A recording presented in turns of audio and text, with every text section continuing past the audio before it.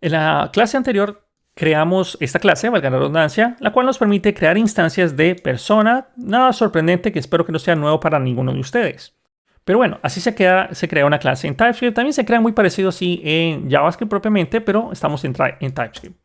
Ahora, hay un principio bien interesante aquí que vamos a estar aplicando o vamos a procurar aplicar, y es parte del Clean Code, que es el principio de responsabilidad única. Ya medio lo mencionamos cuando hablábamos en las funciones de que cada una de las funciones tiene que hacer una tarea y hacerla bien. Es decir, el principio de responsabilidad única se aplica a que esa función solo haga lo que nosotros esperamos que haga con el nombre.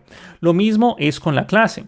El principio de responsabilidad única, voy a poner aquí no aplicando el principio de responsabilidad única. Ahora, aquí, ¿por qué digo que no lo estoy aplicando? Ya van a ver, en esta clase lo vamos a empezar a desarrollar, aunque esta clase aplica el principio de responsabilidad única porque la clase persona no extiende en ningún lugar y hace exactamente lo que yo esperaría que haga, que es manejar la información de una persona. Eso es todo. Principio de responsabilidad única. Vamos a empezar a violentar este principio poco a poco en esta clase. Ok, supongamos de que tenemos ya la persona que tiene su nombre, género y el birthday. Digamos que ahora yo necesito empezar a trabajar un poco más elaborado mi ejercicio, mi aplicación va avanzando un poco más y después necesito crearme un usuario. Yo sé que los usuarios todos son personas, es decir, nacen por una persona. Entonces tendría sentido de que yo cree una clase llamada user, la cual va a extender de person. Es decir, ahora el usuario tiene todas las propiedades que la persona tiene, es decir, name, gender y birthday. Pero a la vez hay ciertas características que el usuario tiene, como por ejemplo, voy a crearlo en el constructor de la forma corta, lo mismo que expliqué en el video anterior.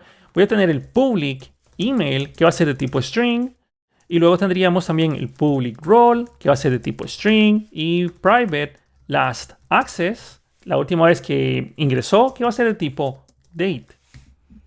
Ok.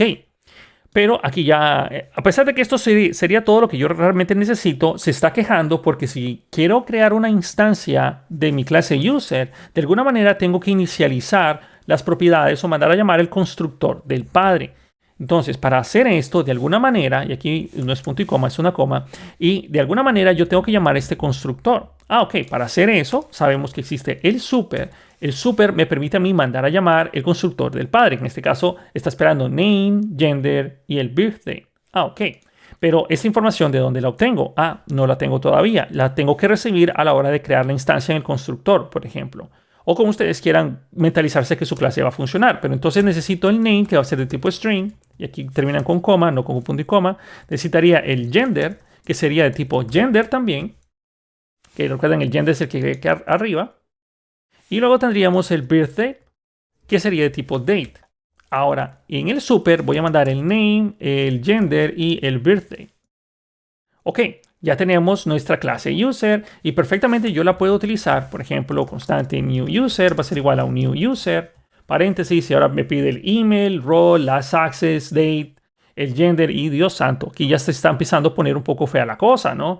Ya ven que hay muchas propiedades y al igual que nosotros veníamos hablando que cuando teníamos más de tres propiedades que le mandábamos a una función, en este caso más de tres argumentos, se recomendaría de que nosotros lo mandemos como objeto para poder trabajar esto de una manera un poco más sencilla, especialmente porque puede ser que haya algunos elementos que son obligatorios, otros son opcionales, pero si yo lo dejo así, todos son posicionales y ya esto empieza a ser un poquito dolor de cabeza, ¿no? Pero bueno, todavía no voy a crear esta clase, lo voy a complicar aún más. Digamos que mi aplicación va creciendo y vamos avanzando un poco más y resulta que la clase de usuario va a tener un método que se llama checkCredentials. Okay, checkCredentials, el cual va a ser un return true, suponiendo que está autenticado o qué sé yo, revisa las credenciales y verifica si está autenticado o no. Ok, ya tenemos un nuevo método, pero aún así vamos a seguir creciendo. Nuestra aplicación ahora necesita de alguna manera mantener la información de la sesión de su usuario. Por ejemplo, cuál es el directorio en el cual la persona trabaja y cuál fue la última carpeta que la persona trabajó. Entonces podríamos pensar, ok, voy a necesitar otra clase que se llama User Settings, que esto va a extender del user. ¿Por qué? Porque el user settings necesita el usuario y a la vez necesito las propiedades nuevas de mi user settings. Entonces voy a crearme aquí un constructor nuevamente, paréntesis, abro y cierro llaves. Presiono Enter y este User Settings va a requerir la carpeta va a requerir una carpeta llamada Working Directory, que es de tipo string, que es la carpeta donde la persona está trabajando, y también va a necesitar que mantengamos la última carpeta que la persona abrió, las Open Folder. Vamos a poner las folder, bueno, las Open Folder, o como ustedes quieran ponerle, ¿no? Ah, ok, pero como estamos manejándolo mediante herencia y extend, significa que yo tengo que cumplir todo el requisito que tiene el constructor del padre, que en este caso es todo esto. Hijo de pucha. Entonces necesitaría mandar aquí el email, que va a ser de tipo string. Necesitaría mandar el role de tipo string. Necesitaría mandar el name, que es de tipo string. Necesito mandar el gender, que es de tipo gender. Dios santo, coma, ocuparía el birthday de tipo date. Yo sé que más de uno de ustedes no quiere copiar nada de esto y bueno, es parte del ejercicio que no lo escribamos porque me interesa que nosotros empecemos a hacer esto, o sea, anotarlo. Esto no es un ejercicio súper difícil, o sea, no es un ejercicio pegado al cielo, no es un ejercicio súper complicado y se me olvidó llenar el last access. El last access va a ser this.last access va a ser igual a new date. Es decir, en el constructor del user, cuando la persona o se crea una nueva instancia de mi clase user, entonces esa va a ser la fecha del último acceso. Entonces en el user vamos de nuevo, voy a especificar cada uno de estos. Empezaríamos con el email, coma, el role, coma, el last access. La verdad es que no voy a pedir el last access porque ya lo tengo como una propiedad, aunque aquí se va a quejar porque no sabe que existe. Entonces ya esto se empieza a poner un poco más complicado. Ok, ahora sí, ya la creé aquí de manera independiente. Role, bueno, vamos a ver qué más tenemos. Tenemos el name, tenemos el gender y tenemos el último es el birthday. Uf, ahí vamos. Ok, ven, ahí vamos, poco a poco. Subo un poco aquí para que miren el ejercicio como lo estoy haciendo. Ok, ya llegamos a un punto donde estamos listos para utilizar nuestra clase de User Settings. Yo sé que se está haciendo un martirio, pero esto es parte de la intención de un trabajo común y corriente.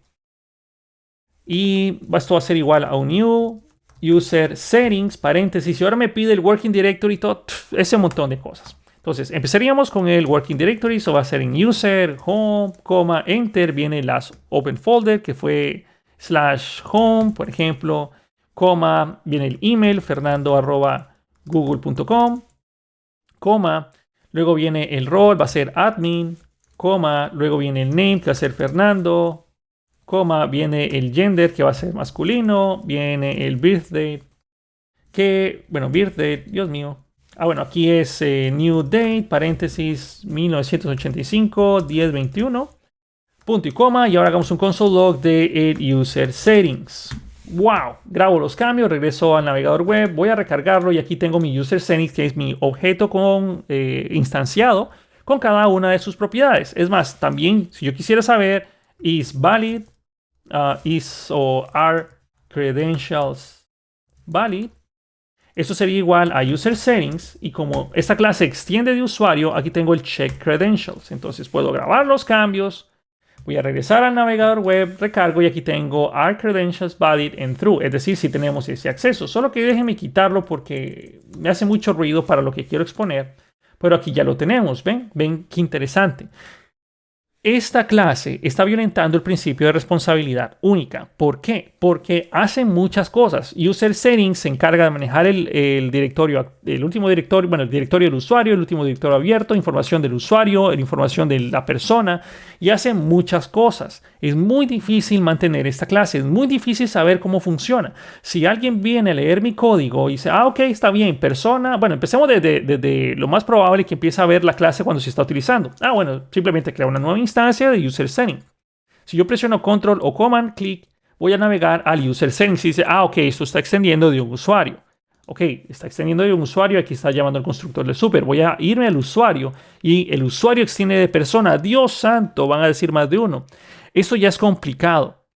Porque yo en este punto precisamente puede ser que ya se me olvidara de dónde vengo. Es decir, vengo ¿de dónde es que vengo? Vengo de User Settings. Y el User Settings se extiende del usuario, y el usuario extiende de persona, y este es el punto granular, por decirlo. De aquí empezó todo.